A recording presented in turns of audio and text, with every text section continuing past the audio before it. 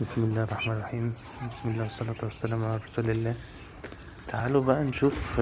طبعا انتوا شايفين ان الوزة طبعا مطلعة بيض بط.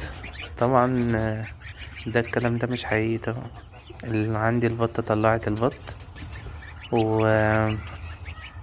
وطارت والبط كان لسه طبعا مبلول، فحطيته تحت الوزة كانت مطلعة في نفس اليوم.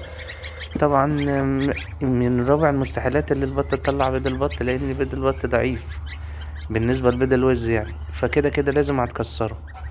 فطبعا الكلام ده مش حقيقي، انا حطيتهم بس، وممكن لو سبتهم لها الوز تعضهم تموتهم، فانا يعني حطيتهم. كان ممكن احط معاهم يعني احطهم تحت لمبة، بس انا ما جاش في دماغي للاسف. قلت الاتنين وانا فوق بالمرة على السطح لازم احطهم لها كده ينشفوا معاهم بالمرة. ومعانا برضو البطة اللي جاية ديت، بسم الله ما شاء الله يعني طلعت. بس دي كانت مطلعة بعدها بيوم يعني، مش معاها في نفس اليوم يعني.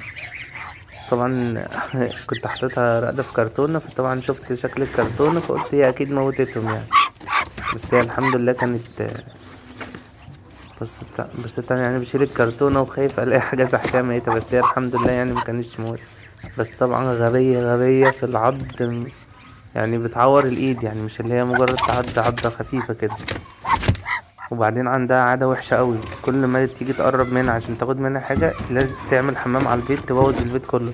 يعني البيت ده كويس اللي هو طلع. انا كل يوم مثلا اخش مثلا احط لها اكل جنبها كده، لازم تيجي جاية عاملة على البيت كده بغشامة.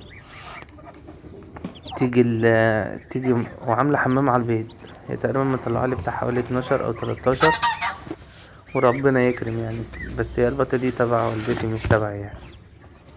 بسم الله ما شاء الله يعني ده البط السوداني يعني.